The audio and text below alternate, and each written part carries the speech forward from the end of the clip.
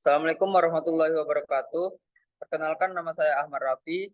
Rekan saya yang bernama Khairul Ihsani, Rafli Tio Ramadan, dan Wahyu Wijaya akan mempresentasikan tentang sejarah konstitusi yang akan dijelaskan oleh Rafli Tio Ramadan.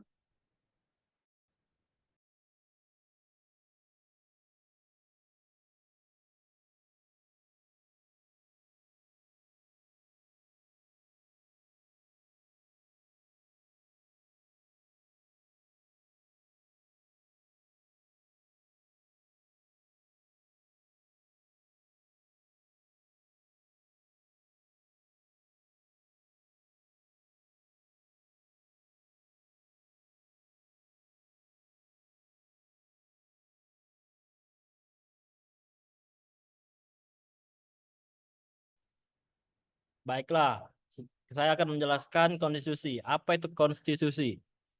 Konstitusi merupakan suatu hal yang mendasar atau arah dari suatu roda kenegaraan yang akan dijalankan dengan tujuan untuk membatasi kekuasaan dalam negara, karena dalam suatu negara terdapat banyak pusat-pusat kekuasaan.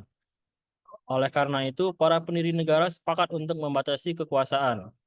Konstitusi adalah keseluruhan sistem negara bagian dari suatu negara, berupa kumpulan peraturan-peraturan yang membentuk dan mengatur atau memerintah dalam pemerintahan suatu negara.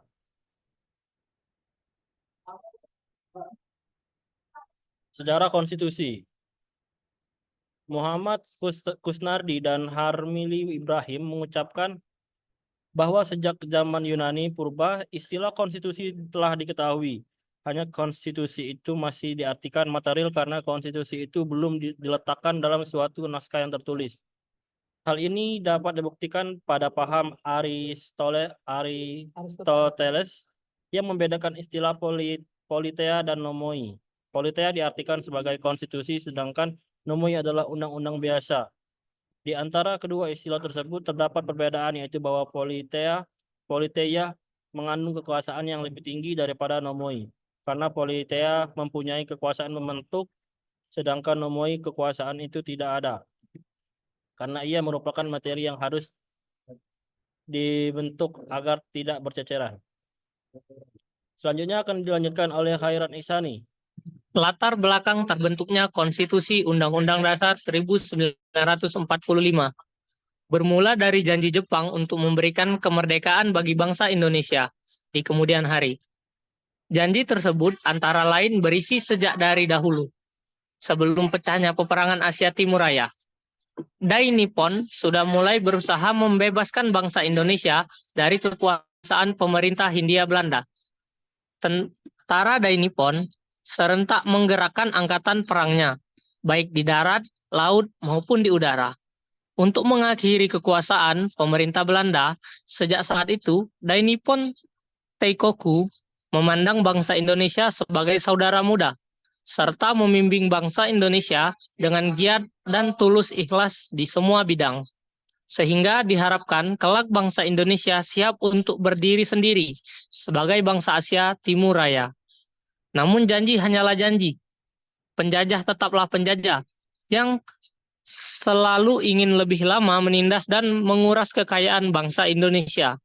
Setelah Jepang dipukul mundur tentara sekutu, Jepang tak lagi ingat akan janjinya. Setelah menyerah tanpa syarat kepada sekutu, rakyat Indonesia lebih bebas dan leluasa untuk berbuat dan tidak bertanggung pada Jepang sampai saat kemerdekaan tiba. Setelah kemerdekaan diraih, kebutuhan akan sebuah konstitusi resmi nampaknya tidak bisa ditawar-tawar lagi dan segera harus dirumuskan, sehingga lengkaplah Indonesia menjadi sebuah negara yang berdaulat. Selanjutnya akan dilanjutkan oleh rekan saya, Ahmad Rafi. Sebenarnya konstitusi berbeda dengan undang-undang yang dasar, dikarenakan suatu kehilafan dalam pandangan orang mengenai konstitusi pada negara-negara modern. Sehingga pengertian konstitusi itu kemudian disamakan dengan undang-undang dasar. Kehilafan ini disebabkan oleh pengaruh paham kodifikasi yang menghendaki agar semua peraturan hukum ditulis demi mencapai kesatuan hukum. Ringkasnya, hukum dan kepastian hukum begitu besar pengaruh paham kodifikasi sehingga setiap peraturan hukum karena penting itu harus ditulis. Dan konstitusi yang ditulis itu adalah Undang-Undang Dasar pada pendiri Negara Kesatuan Republik Indonesia. Telah sepakat untuk menyusun sebuah Undang-Undang Dasar sebagai konstitusi Kesatuan Republik Indonesia. Konstitusi tertulis dengan segala arti dan fungsinya. Sehari setelah proklamasi kemerdekaan Republik Indonesia pada 17 Agustus tahun 1945, Konstitusi Indonesia sebagai sesuatu revolusi tanah telah disahkan pada 18 Agustus 1945 oleh Panitia Persiapan Kemerdekaan Indonesia dalam sebuah naskah yang disebut Undang-Undang Dasar Negara Indonesia. Dengan demikian, meskipun Undang-Undang Dasar 1945 itu merupakan konstitusi yang sangat singkat dan hanya memuat 37 pasal, namun ketiga materi muatan konstitusi yang harus ada menurut ketentuan umum teori konstitusi telah terpenuhi dalam Undang-Undang Dasar 1945 tersebut. 1. UUD 1945, periode 18 Agustus 1945 sampai 27 Desember 1949. Pada saat proklamasi kemerdekaan tanggal 17 Agustus 1945, negara Republik Indonesia belum memiliki konstitusi atau undang-undang dasar. Namun sehari kemudian, tepatnya tanggal 18 Agustus 1945, Panitia Persiapan Kemerdekaan Indonesia PPKI mengadakan sidang pertama yang salah satu keputusannya adalah mengesahkan UUD yang kemudian disebut UUD 1945. Mengapa UUD 1945 tidak ditetapkan oleh MPR sebagaimana diatur dalam pasal 3 UUD 1945? Sebab pada saat itu MPR belum terbentuk. Naskah UUD yang disahkan oleh PPKI tersebut disertai penjelasan dimuat dalam Berita Republik Indonesia nomor 7 tahun 1946. Undang-Undang Dasar 1945 tersebut terdiri atas 3 bagian, yaitu pembukaan, batang tubuh, dan penjelasan. Perlu dikemukakan bahwa batang tubuh terdiri atas 16 bab yang terbagi menjadi 37 pasal serta 4 pasal aturan peralihan dan 2 ayat aturan tambahan. Bagaimana sistem ketatanegaraan menurut UUD 1945 pada saat itu? Ada beberapa hal yang perlu kalian ketahui, antara lain tentang bentuk negara, kedaulatan, dan sistem pemerintahan. Mengenai bentuk negara diatur dalam pasal 1 ayat 1 Undang-Undang Dasar 1945 yang menyatakan negara Indonesia adalah negara kesatuan yang berbentuk republik. Sebagai negara kesatuan, maka di negara Republik Indonesia hanya ada satu kekuasaan, pemerintahan negara, yakni di tangan pemerintah pusat. Di sini tidak ada pemerintahan negara bagian sebagaimana yang berlaku di negara yang berbentuk negara serikat atau federasi. Sebagai negara yang berbentuk republik, maka kepala negara dijabat oleh presiden. Presiden diangkat melalui suatu pemilihan, bukan berdasarkan keturunan. Mengenai kedaulatan, diatur dalam pasal 1 ayat 2 yang menyatakan kedaulatan adalah di tangan rakyat dan dilakukan sepenuhnya oleh Majelis Permusyawaratan Rakyat atau MPR. Atas dasar itu, maka kedudukan Majelis Permusyawaratan Rakyat adalah sebagai lembaga tertinggi negara. Selanjutnya akan dijelaskan oleh rekan saya. Periode berlakunya Konstitusi RI 1949. Perjalanan negara baru Republik Indonesia tidak luput dari dorongan pihak Belanda yang menginginkan menjajah kembali Indonesia. Belanda berusaha memecah belah bangsa Indonesia dengan cara membentuk negara-negara boneka seperti negara Sumatera Timur, negara Indonesia Timur, negara Pasundan, negara Jawa Timur di dalam negara Republik Indonesia. Bahkan Belanda kemudian melakukan agresi atau pendudukan terhadap ibu kota Jakarta yang dikenal dengan agresi militer 1 pada tahun 1947 dan agresi militer 2 atas kota Yogyakarta pada tahun 1948. Untuk menyelesaikan pertikaian Belanda dengan Republik Indonesia, Perserikatan Bangsa-Bangsa atau PBB turun tangan dan dengan menyelenggarakan Konferensi Meja Bundar atau KMB di Den Haag, Belanda, tanggal 23 Agustus sampai dengan 2 November 1949. Konferensi ini dihadiri oleh wakil-wakil dari Republik Indonesia, BFO, yaitu gabungan negara-negara boneka yang dibentuk Belanda dan Belanda serta Komisi PBB untuk Indonesia. KMB tersebut menghasilkan 3 buah persetujuan pokok, yaitu yang pertama, didirikannya Negara Republik Indonesia Serikat, yang kedua, penyerahan kedaulatan kepada Republik Indonesia Serikat, dan yang ketiga, didirikannya Uni antara RIS dan Kerajaan Belanda. Maka mulai 27 Desember 1949 diberlakukan suatu undang-undang dasar yang diberi nama Konstitusi Republik Indonesia Serikat. Konstitusi tersebut terdiri atas mukadimah yang berisi 4 alinea, batang tubuh yang berisi 6 bab dan 197 pasal, serta sebuah lampiran mengenai bentuk negara dinyatakan dalam pasal 1 ayat 1 Konstitusi RIS yang berbunyi, Republik Indonesia Serikat yang merdekakan berdaulat adalah negara hukum yang demokratis dan bentuk federasi. Dengan berubah menjadi negara serikat atau federasi, maka di dalam RIS terdapat beberapa negara bagian, masing-masing memiliki kekuasaan pemerintahan di wilayah negara bagiannya. Selanjutnya akan dilanjutkan oleh rekan saya. Periode berlakunya Undang-Undang Dasar Serikat 1950. Pada awal Mei 1950, terjadi penggabungan negara-negara bagian dalam negara RIS, Republik Indonesia Serikat. Sehingga hanya tinggal 3 negara bagian, yaitu Negara Republik Indonesia, Negara Indonesia Timur, dan Negara Sumatera Timur. Perkembangan berikutnya adalah munculnya kesepakatan antara RIS yang mewakilkan negara Indonesia Timur dan negara Sumatera Timur dengan Republik Indonesia untuk kembali ke bentuk negara kesatuan. Kesepakatan tersebut kemudian dituangkan dalam Piagam Persetujuan tanggal 19 Mei 1950. Untuk mengubah negara serikat menjadi negara kesatuan diperlukan suatu Undang-Undang Dasar Negara Kesatuan. Undang-Undang Dasar tersebut akan diperoleh dengan cara memasukkan isi Undang-Undang Dasar 1945 ditambah bagian-bagian yang baik dari Konstitusi RIS. Pada tanggal 15 Agustus 1950 ditetapkan Undang-Undang Federal Nomor 7 tahun 1950 tentang Undang-Undang Dasar Sementara UUDS 1950 yang berlaku sejak tanggal 17 Agustus 1950.